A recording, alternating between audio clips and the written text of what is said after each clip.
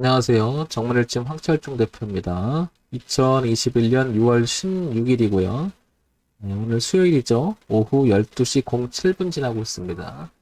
이번에는요, 두산 피월셀을 한번 볼게요. 두산 피월셀. 지금 데이터 값이 2019년서부터 2020년, 2021년까지 얼마 되진 않지만요.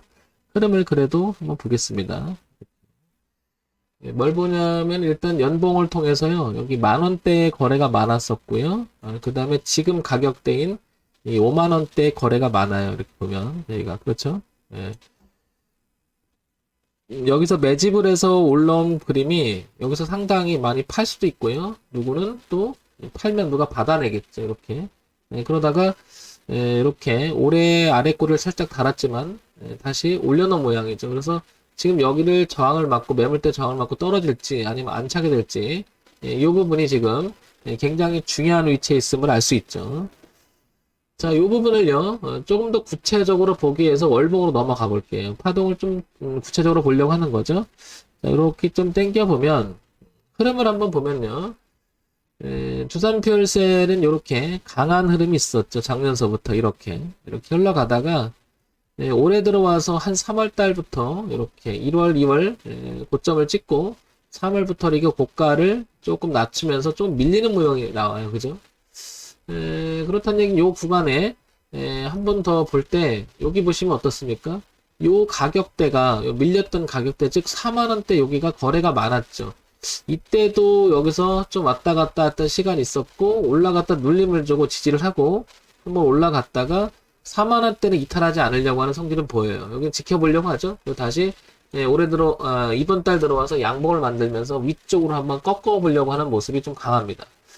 흐름을 바꿔놓으려고 하는 거죠. 그러니까 올라갔다가 약간 눌림을 줬다가 다시 한번 이렇게 나가려고 하는 모양이 아닐까 이렇게 판단이 되는데 이 4만 원이라고 하는 요 가격 그리고 4만보다 약간 밑에인 여기가 여기 아래 꼴을 많이 달았잖아요. 이 부분을 다시 한번 그리면 이렇게 가격대를 다시 한번 찍으면 이렇게 34,800원서부터 여기 36,000원대 그리고 38,000원대 이 일대가 이렇게 지지하장을 교체하면서 빼곡하게 만들어 놓은 자리죠. 그렇다는 얘기는 향후 주가가 여기서 꺾여서 내려가서 저항을 받으면 꺾여 내려갈 수가 있겠죠. 그러니까 이 자리는 무척 중요한 자리죠. 올려놓고 눌림을 주고 다시 한번 그리면서 나갈 수 있는 자리이기 때문에 굉장히 중요한 거죠. 이탈을 하느냐는 물론 중요한 여부가 있겠지만 현재 상황에서는 지지를 해놨잖아요. 그런 모습을 보게 되면 이제 위쪽으로 강하려고 하는 성질은 좀 보입니다. 자, 그럼 이제 올라갈 때 극복해야 될 자리를 어디냐고 보면은 극복해야 될 곳은 어디냐면 이제 여기 다시 파동을 치면서 밀었던 자리 있잖아요. 이 자리. 그러니까 한 54,000원, 55,000원 이 부분을 치고 나갔던 자리잖아요. 그리고 깨기 시작했던 자리니까 만약에 올라온다면 여기도 저항이 있는 거죠. 이렇게. 저항이 있고요. 여기가 지지가 있고요. 그러면 월봉을 통해서 보게 되면은 55,000원 부근, 55,000원 부근, 그리고 여기 얼마죠? 여기 4만원 부근, 36,000원 부근이 이렇게 갇혀있는 형태가 됐죠. 그렇다는 얘기는 두산 피알셀은 55,000원을 넘어가서 안착을 하느냐 아니면 깨고 내려가느냐 여기 중요한 자리에 놓여있는 것 같아요. 자, 여기까지 월봉을 통해서 볼 수 있었고요. 주봉을 한번 볼게요. 주봉을 보게 되면요. 주봉을 보게 되면 이 흐름 다시 이제 구체성 있게 보는 거죠. 요렇게 틀어놓은 자리를 보게 되면 현재 요렇게 그림을 보입니다. 이렇게. 그리고 저점에서 이렇게 올라온 부분을 이렇게 보게 되면 이렇게 치고 나갔던 자리죠. 이렇게. 그래서 꺾는 자리를 보게 되면 여기였었다는 걸 알 수가 있겠죠. 이 자리. 거기가 다시 구체적으로 보게 되면 꺾은 자리 54,800원이니까 는 55,000원 부분 되는 거죠. 그리고 아래 자리를 다시 한번 보게 되면 여기 지지하장이 형성됐던 34,700원과 그 다음에 이번에 형성됐던 38,000원 자리 요렇게 구체적으로 요렇게 좀 잡힙니다. 이렇게 그러니까 지금 올라갔다가요 이 흐름을 그리고 추세를 만들었다가 꺾어서 이 흐름을 만들었다가 다시 돌리는 자리가 보이죠. 여기가 이렇게 변곡을 그러니까 전체적으로는 올라갔다가 눌렀다가 다시 올라갔다가 눌렀다가 쳤다가 이렇게 돌아가는, 즉 이 구간을 보게 되면 내려오는 구간을 이렇게 보게 되면 이렇게 내려왔었잖아요. 이렇게 그죠? 내려오다가 이렇게 바꾼 자리. 그러니까 전체적으로 올라가다가 흐름을 바꾸는 자리는 매우 중요한 거죠. 그래서 변곡이 시작되긴 했는데 이 부분을 다시 만약에 얘가 밀려서 이렇게 이탈하게 되면은 다시 한번 그려볼게요. 이 부분 있죠? 이 부분이 만약에 밀려서 이게 이제 저항으로 만약에 바뀌어 버린다면 이렇게 빠진다면 안 되겠죠. 그러니까 앞과 뒤를 동시에 본다는 말을 황 대표가 자주 얘기하는데요. 그래서 여기를 잘 지켜주는지는 매우 중요할 것 같아요. 여기를. 그래서 뒤를 보게 되면 이 라인은 깨지 않는 범위, 그 다음에 이 자리는 치고 올라가야 되겠죠. 그래서 현재 상황에서 보게 되면 파동의 범위를 요 안에 이렇게 갇힌 형태가 된 거죠. 그러나 올려놓고 눌림 주고 나간다는 영역을 보게 되면 한번 이렇게 다시 한번 나갈 수 있는 위치라는 것은 차트를 통해서 알 수가 있겠죠. 기준이 뚜렷한 건 되게 중요하죠. 저항대가 있고 그 다음에 지지대가 있고 양쪽에 이렇게요. 자, 이런 정도가 주봉까지 보면 파악이 되고요. 자, 여기서 우리가 기본적인 걸 한번 볼게요. 두산표 열셀. 자, 상세 정보를 보게 되면 거래소에 지금 상장이 돼 있고요. 대형주로 분류가 되죠. 그 다음에 전기, 전자, 그 다음에 코스피 200에 편입돼 있고요. 그리고 전일 시가총액이 3조 2천억 정도 됩니다. 상당히 큰 회사죠. 그죠? 지금 오늘은 뭐 거의 보합권에서 왔다 갔다 하니까 3조 2천억 정도 수준을 유지합니다. 자, 그러면 여기서 이제 기본적인 걸 한번 우리 보자고요. 기본적인 걸. 여기서 이제 기본이라고 하는 것은 이 회사가 과연 매출액 구조가 뭐 엉망진창인지 아닌지 뭐 이런 정도는 봐야 되겠죠. 기본적인 걸 아주. 신재생 에너지 산업용 고연령 연료전지 원천 기술을 이렇게 보유하고 있는 회사라고 이렇게 나와 있죠. 자, 한번 볼게요. 재무 정보를 보게 되면 분기 실적을 한번 봅시다. 요건 이제 1년 동안에 이제 3, 4분기, 4, 4분기, 그리고 올해 1, 4분기, 올해 2, 4분기까지 이어지는 매출액 구조를 보게 되면요. 1,700억, 1,500억, 720억, 780억. 분기 실적을 보게 되면 조금 이렇게 기우는 모습이 좀 있죠. 영업이익은 조금 그냥 유지가 잘 되고 있고요. 단기순이익도 그만그만 잘 유지가 됩니다. 그렇다는 얘기는 1년 동안의 전체적인 흐름을 보게 되면 이렇게 좀 기울이긴 했어도 작년서부터 올라온 그림은 어쩌면 이 그림은 나쁜 그림은 아니라는 거죠. 어떻게 보면 이게 눌림에 대해서 올라갈 수 있는 그림이죠. 그래서 이 흐름이 이어갈지에 대해서 잠깐 연간 실적을 잠깐 통합해서 보게 된다면 2019년에 2,200억 정도, 근데 작년에 4천억 정도에서 보게 되면 뭐 데이터 값이 그렇게 많지는 않지만 굉장히 빵빵하게 돈을 잘 버는 회사는 걸 분명한 것 같습니다. 그죠? 이런 실적 정도 간다면. 그리고 워낙 시가총액도 뭐 3조가 넘어가는 회사이기 때문에 그다지 취약해 보이진 않고요. 그러면 중요한 건 이제부터 이 회사가 어떤 내용을 갖고 있는지 한번 우리가 요걸 한번 볼게요. 뉴스를 통해서 한번 보게 되면 뭐 2시간 내에 좀 주가 하락 중에는 뭐 보합이죠. 하락이라기보다도 수소경제 진입, 두산퓨얼셀 출범 후 최대 매출 청신호 이렇게 나오죠. 이만큼 어쩌면 최대 매출이라고 하는 것은 그 이상의 매출을 더 나가야 주가를 또 치고 나갈 수가 있는 건데 이 회사는 지금 데이터 값이 그렇게 많지 않은데 그래도 불구하고 지금 4만 원까지 밀린 것이 아마 어쩌면 눌림에 가까운 흐름이 아니었겠느냐 이런 생각이 듭니다.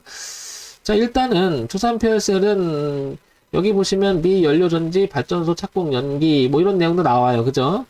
그 다음에 뭐 마감 나오고 하반기를 앞두고 이륙 준비 중 뭐 좋은 얘기는 나오죠. 엔진 떨림, 집단 소송 휘말려 뭐 이런 얘기 이거는 뭐 나오고요. 하반기 정책 호재 줄줄이 대기 뭐 나오고요. 뭐 쭉 정부 핵심 정책 추진 수혜감 1순위로 두산퓨얼셀 이렇게 자꾸 나옵니다. 그죠? 이렇게 보면 앞으로 전망이나 흐름은 그렇게 나쁠 것 같지는 않죠. 여러분들 보시기에도. 자, 그러면 이 자리는 우리가 이제 앞에 내용하고 합쳐보면 이 자리는 무척 중요하다라는 것이 이제 우리가 생각이 될 거예요. 왜냐면 어쩌면 65,000원까지 찍어주고 이 내용은 조금 그러니까 많이도 갔어요. 그죠? 3,000원대에서 4,000원대가 거의 10배 이상을 갔었잖아요. 엄청나게 간 건데 이런 정도 어떻게 보면은 4,000원, 4만원까지 밀려준 거는 눌림에 가깝지 않나 이런 판단이 듭니다. 그러면 실적이나 내용이나 모든 내용을 한번 그 매칭시켜서 한번 판단을 해보죠. 기준을 잡아보고요. 자, 일단은 흐름상 우리가 기준을 잡아야 될 자리는 여기 34,000원에서 36,000원 선. 요 선은 되게 중요할 것 같고요. 여기는 지지하장을 하루 이틀에 만들어진 게 아니라 지금 형성되면서 강하게 만들어 놓은 자리죠. 그리고 만약에 밀린다면 이 흐름은 깨지 말아야 될 거예요. 이렇게, 그죠? 그리고 요렇게 넘어가고요. 요렇게 넘어가죠? 그 다음에 요렇게 넘어가고요. 요렇게 넘어가고요. 그리고 요렇게 넘어가죠? 그러면 월봉, 주봉, 일봉 통합해서 보게 되면 여전히 이 자리는 매우 중요하다라는 것을 알게 되죠. 이렇게. 그렇다는 얘기는 만약에 이 주가 흐름이 올랐다가 만약에 내려져서 여기서 지지하게 된다면 한번 사볼만 하죠. 여기는 워낙 저항, 지지가 뚜렷하죠. 지지와 저항이. 만들어 놓은 자리고, 그 다음에 실적이나 이런 내용들이 그다지 나쁜 회사는 아니고요. 당연히. 그렇다는 얘기는 이 주가가 34,000원에서 36,000원이라고 하는 기준은 매우 중요할 것으로 보이죠. 여기가. 이렇게. 엄청나게 중요할 것으로 보이죠. 여기를. 이탈하느냐 안 하느냐는 엄청 중요할 겁니다. 그러니까 34,000원과 36,000원을 기준으로 해서 두산퓨얼셀은 한번 도전해보는 게 어떤가 싶어요. 그러면 지금 49,000원에 거의 5만원 수준인데 황 대표 너무 차이가 나서 오히려 일 밀리면 주가가 처지는 게 아니겠느냐. 아마도 이 범위가요. 지금 여기를 보시면 항상 제 황 대표가 이금 뒤를 보자고 많은 얘기를 하잖아요. 이 뒤를. 이게 좀 비싸져 있는 거죠. 어떻게 보면 이 기준에 의해서는. 그럼 만약에 여기가 붕괴되면 이게 리스크 범위가 되는 거죠. 이게 리스크. 여기를 만약에 하회 이탈하기는 이쪽으로 빠지면 이게 리스크가 되는 거잖아요. 그러니까 5만원서부터 34,000원 좀 비싸져 있죠. 그래서 저는 이제 뒤를 본다는 게 그건데요. 황 대표 밀렸다가 올려 다시 밀리면 이건 다시 돌아가는 거 아니야? 그럴 수도 있겠지만 우리가 요게 좀 아쉬운 게 뭐냐면 요 라인을 오히려 이번에 밀릴 때 좀 거기까지 좀 더 내려왔다 이렇게 되면 여기서 잡았으면 이 정도 되겠죠. 지금 주가가. 그러면 지금 현재 잡을만 하지만 중간에 점에서 반등이 났잖아요. 그러니까 좀 밀렸다가 여기 기준에서 한번 봐야 되는 거죠. 항상 기준에서 리스크 관리를 해야 되는 거죠. 그러니까 얘는 이제 올라오게 된다면 당연히 여기 55,000원대 이 부분이 또 저항이 하나가 있죠. 왜냐하면 교차했잖아요. 이렇게 꺾는 자리가. 그러니까 위쪽에서 보면 55,000원, 아래에서 보면 34,000원, 36,000원.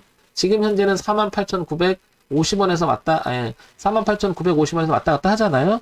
그러니까 범위가 파동의 범위를 요렇게 될 것 같아요. 이렇게. 그러면 현재 주가 위치가 여기죠. 그렇다는 얘기는 이 사이하고 이 사이의 주가가 여기 있다라는 것은 리스크가 이만큼 껴있다라는 거죠. 그러니까 여기서 잡는 것은 너무 비싸게 잡는 거고 잡더라도 좀 밀릴 때 잡는 게 어떤가 싶은 거죠. 그리고 관건은 55,000원, 6만원을 안착하는 여부가 중요할 거고요. 자, 요런 점을 참고해서 두산퓨얼스를 바라보면 매매를 혹시 가지고 계신 분이라든지 두산퓨얼스를 한번 잡아보겠다고 생각하시는 분들을 위해서는 신규 진입을 노려주신 분들에서는 이런 가격들을 참고해서 한번 보시기 바랍니다. 어떤 분들은 이런 얘기를 했더니 이렇게 또 댓글을 달아요. 야, 황 대표 이거는 내려오면은 여기는 바닥권이고 오히려 다시 오겠냐? 그냥 가겠지? 근데 주식이라는 건 모르죠. 어떻게 이렇게 단호하게 얘기하는지 모르겠어요. 만약이라는 게 항상 주가라고 하는 것은 현재점에서 미래를 얘기하기 때문에 우리가 어떤 이분법적으로 이렇다 저렇다 할 수는 있는 건 아니죠. 그러니까 모르니까요. 항상 황 대표는 강조하는 게 뭐예요? 추격은 하지 말자는 얘기예요. 그래서 우리가 진입을 할 때는 그런 원칙적인 게 갖고 있어야 된다는 거죠. 본인만의. 황 대표는 항상 리스크 관리를 할 때, 여러 번 언급드리지만, 황 대표의 리스크 관리는 기준에서 7%에서 12%를 넘어가 있는 상태다 그러면 진입을 하지 않아요. 그래서 이거는 뭐 예를 들면 얘가 밀릴 때 잡죠. 이 범위 섹터에 들어갈 때 최소한에. 그런데 이걸 안 해주면요. 여기 이상을 잡아버리면 여기서 만약에 주가는 계속 가는 게 아니잖아요. 잘못되면 이렇게 빠지면 그러면 이게 이상을 가게 되면 30% 40% 이렇게 되면 이건 리스크 관리가 아니라 손실이죠. 이건 진입 자체가 실패한 게 되는 거죠. 저는 그래서 이런 기준을 원칙을 항상 생각하면서 매매를 하자라고 얘기를 해요. 그런 면에서 말씀드리는 거고요. 황 대표가 지금 얘기하는 건 정답은 아니고요. 뭐 이거를 가지고 제가 하는 게 뭐 표본이다 이렇게 말할 수는 없잖아요. 그냥 매매하는 방법은 여러 가지가 있을 겁니다. 그래서 잘 안 되시는 분들은 제가 얘기하는 부분들을 한번 참고 삼아서 들으시라는 거지 종목 추천하거나 그런 건 아님을 다시 한번 알려드립니다. 자, 정문일집 황철중 대표였고요. 좋아요, 구독, 그리고 알림 기능 부탁드립니다. 참고사항으로만 보세요.